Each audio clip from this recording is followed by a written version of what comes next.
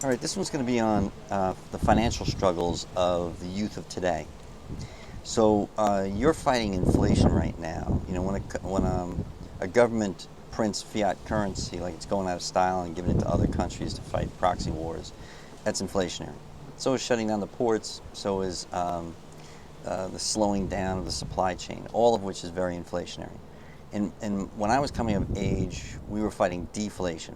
Things like this, like the very thing I'm recording on right now, which is my iPad, things like this replaced hundreds of different electronic devices and for almost nothing. So that's a deflationary dynamic in technology. All right, but the challenges were different, but we still had challenges. Like, I'll give you an example. Gen Z and millennials arguably were overparented compared to my generation. My generation was underparented. I was 6 years old when the first knife was pulled on me. Forget Usain Bolt. I was the fastest human being on the planet. 2 days of my life, there just wasn't anybody with a stopwatch to track how fast I was running. So I was almost killed twice, and my parents still, to this day, don't even know about either of those incidences. So parenting back in those days was kind of like, let me know how it works out. So they were not, they didn't take me to places. They didn't. They actually took vacations to get away from us. It was a very different world back then. So arguably that would be neglect today. I'll give you an example. My parents used to pay me $1 to babysit myself. People laugh at that. I was psyched. Finally got the television myself. I'm watching Wonder Woman making bank. But the argument is they'd be arrested today if they were doing that to a 9-year-old today, and that means the parenting in my parents' day was neglect. So we had other struggles than Gen Z and millennials do, but we still had struggles. So in the case of Gen Z and millennials right now, the probably two best books on the subject are The Coddling of the American Mind and The Canceling of the American Mind.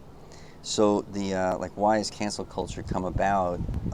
Greg Lukianoff and Jonathan Haidt make a pretty strong argument for saying the reason why is because when you pulled kids in off the street to avoid an overinflated threat of sexual predators, which was the dynamic of the day since 1988, you change parenting. You create what's called helicopter parents. And this is where parents are actually scheduling everything and handling everything for their children, almost as if the parents are secretaries, maybe even second-class citizens. Then in the 2000s, Haidt and Lukianoff argue that we actually created what are called bulldozer parents. These are parents who are preparing the road for the child instead of the child for the road. This is what begat the scandals that you see in colleges and where you hear from administrators at colleges that parents are calling them up to see who's going to do their children's laundry for them. It's like the child is going to do that. So, and it kind of keeps us permanently young because there was no seminal event in either generation's life that made sure they grew up. See, and it sounds like weird that I'm saying in my day. Boy, I sound old. But in my day, you had to grow up very fast because there was your life was threatened on a fairly regular basis. At least in my neck of the woods, it was. So there were bullies everywhere. Now you have anti-bullying rules, and even the anti-bullying rules. This is according to Greg Lukianoff. This has gotten very messy, meaning that the parents and the teachers are trying to make sure that no one's ever bullied.